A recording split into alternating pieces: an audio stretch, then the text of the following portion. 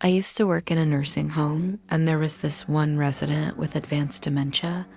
She was just gone. She almost never opened her eyes, barely moved, and speaking was out of the question. It was heartbreaking to see. One night, I was doing my rounds, just checking on everyone, and I walked into her room. The air felt heavy, and I saw her standing in the middle of the room, just perfectly still. She was facing the corner like a little kid who'd been put in timeout. It was the most I'd seen her move in months. I took a step closer and whispered her name, trying not to startle her. She turned her head, but her body stayed facing the corner. It was a slow, unnatural movement that made the hairs on my arms stand up.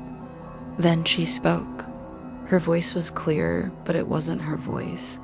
It was deeper, raspy. She said, "He's almost done with her." My blood ran cold. I slammed my hand on the call light, and my charge nurse came running in.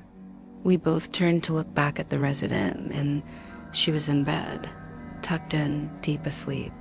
Her heart monitor was beeping steadily, completely normal.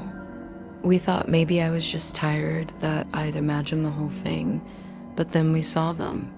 A smear of bloody footprints leading from that corner right back to her bed. We immediately checked the security cameras. Of course, her room feed was just a black screen from 3:06 to 3:11 a.m., exactly 5 minutes. Just gone. The next morning, I couldn't shake the feeling. I went to her bedside and asked her what happened last night.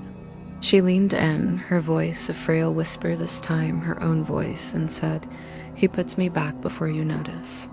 I almost quit that day, but it gets worse.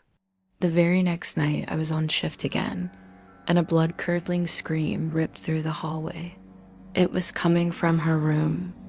We all rushed in, and it was her roommate, sitting bolt upright in her bed, pointing a trembling finger towards the corner.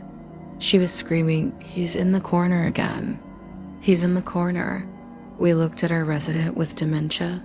She was sound asleep, not a stir. We all looked at the corner her roommate was pointing at. It wasn't empty.